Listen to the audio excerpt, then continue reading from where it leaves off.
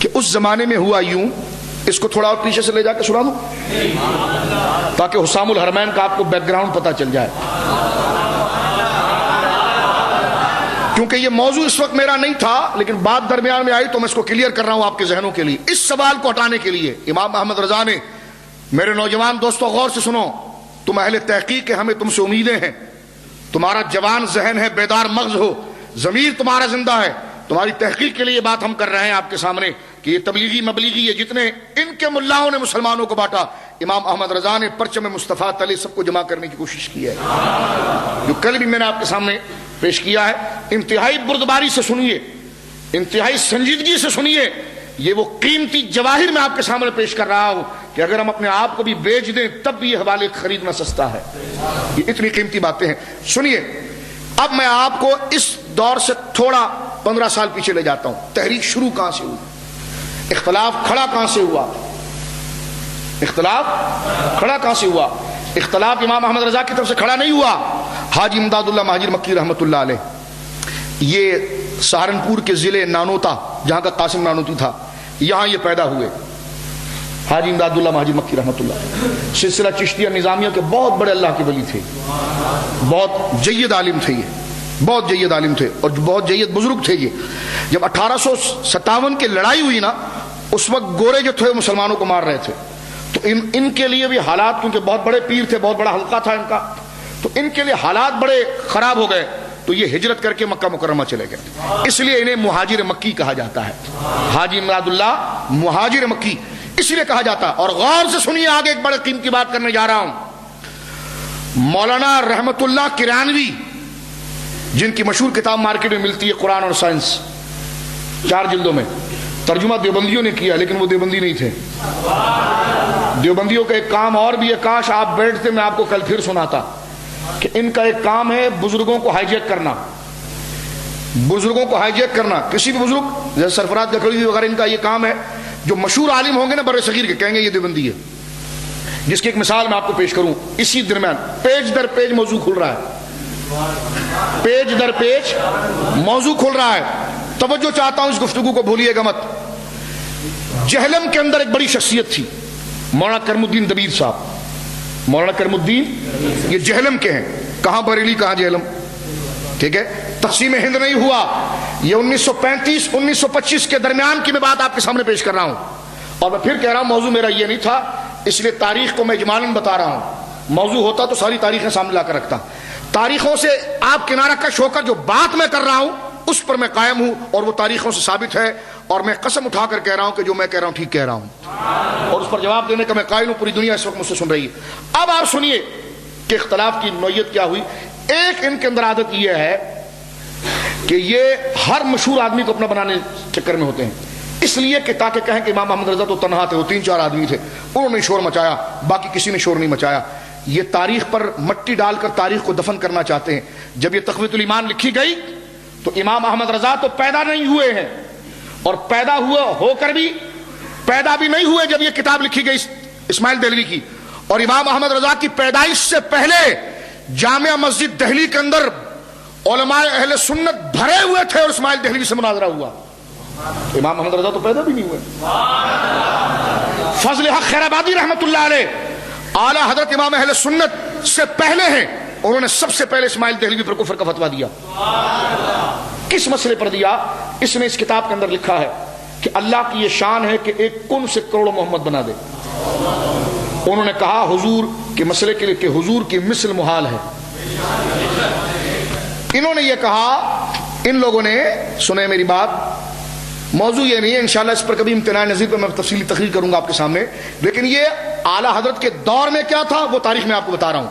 اب جو بات کرنے کے لیے ایک پیج میں اور آگے گیا, یہ اعلیٰ حضرت کی پیدائش سے پہلے کی بات کی طرف میں لے جا رہا ہوں آپ کو. سمجھے میری بات آپ, کہ اسماعیل دہلوی کی تکفیر اعلیٰ حضرت کی پیدائش سے پہلے ہو چکی ہے, تو اعلیٰ حضرت نے ان کو کافر کہا. اعلیٰ حضرت اس کفر کو جو انہوں نے کفر کہا تھا, حسام الحرمین میں جن علماء نے کفر ان کی تکفیر کی تھی, اعلیٰ حضرت نے اس تکفیر کی تائید کی ہے, کف لسان نہیں کیا, کہا یہ ٹھیک ہے لہذا میں تائید کرتا ہوں. اس کی مقدمہ لے کر فاضل بریلوی گئے. اب سنیے میری بات, کہ جس وقت ہند کی تقسیم اور 1856 کا وار ہو رہا ہے, اور امام حریت شاہ فضل خیر آبادی رحمۃ اللہ علیہ نے گوروں کے خلاف پہلا فتویٰ جہاد کا دے دیا ہے، اس وقت اسماعیل دہلوی، اس سے پہلے کی بات ہے، اسماعیل دہلوی نے جب یہ کتاب لکھ دی تھی کہ جناب جو ہے کہ وہ اللہ چاہے تو ایک کن سے کروڑوں محمد بنا دے اور کروڑوں جبریل بنا دے، یہ بات اس نے لکھی، تو یہ عقیدے کا مسئلہ تھا۔ اس لیے جو غیرت مند علماء تھے جن کے سینوں میں ایمان تھا، جو ایمان پر مرنا چاہتے تھے، انہوں نے برداشت نہیں کیا، وہ کھڑے ہوئے۔ ان کی قیادت اس دور کے امام احمد رضا، امام حریت فضل خیر آبادی تھے۔ فضل خیر آبادی رحمۃ اللہ علیہ نے اسماعیل دہلوی کو مناظرے کے لیے للکارا، اعلیٰ حضرت کی ولادت نہیں ہوئی ہے، للکارا، اور مناظرے کے لیے اصول کیا بنایا؟ لوگوں نے کہا اس میں حرج کیا ہے کہ اللہ اس پر قادر نہیں کہ معاذ اللہ ایک آن میں حضور جیسے 100 پیدا کر دے؟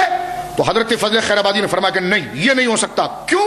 کہا یہ ایک اجماعی نظریہ ہے، اجماعی عقیدہ ہے کہ حضور کا مثل پیدا نہیں ہو سکتا۔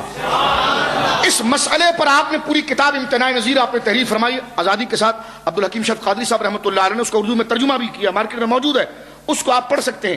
سوال پیدا ہوا کہ اگر وہ یہ کہہ رہا ہے کہ اللہ چاہے تو ایک کن سے کروڑ محمد صلی اللہ علیہ وسلم بنا دے، تو اس سے تو اللہ کی قدرت ثابت ہو رہی ہے، اس میں کفر کیا ہے؟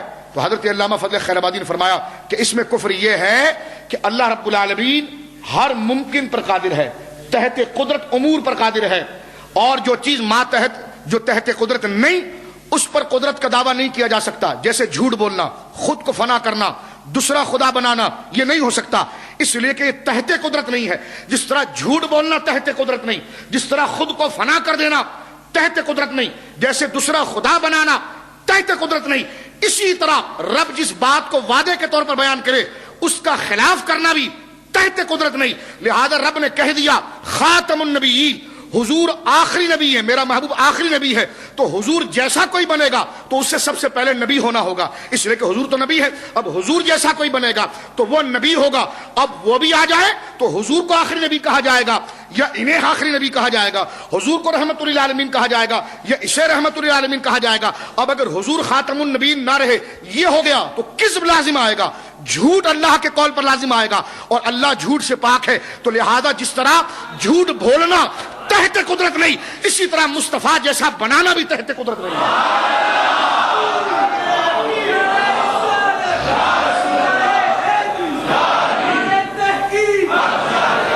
آپ سمجھے؟ آپ تو اسی لیے اس آیت کا صحیح ترجمہ یہ ہے ان اللہ علی کل شیء قدیر، اللہ ہر ممکن پر قادر ہے، اللہ ہر ممکن پر قادر ہے، اور اگر اللہ ہر شے پر قادر ہے تب بھی خلاف نہیں، اس لیے کہ شے کا معنی بھی غیر ممکن کے لیے نہیں ممکن کے لیے آتا ہے، ٹھیک ہے؟ تو لہذا جھوٹ بولنا غیر ممکن، خود کو فنا کر دینا بولیے غیر ممکن، اللہ وعدہ کر کے خلاف کرے غیر ممکن، اور اللہ اس پر قادر نہیں، ہم نے کہا یہ لفظ نہ کہو اللہ قادر نہیں، یہ امور غیر ممکن ہے، تحت قدرت نہیں ہے۔ تو کہنے لگے یہ بڑا بنیادی مسئلہ، کہنے لگے جی حضور جیسا کوئی دوسرا ہو کیوں نہیں سکتا؟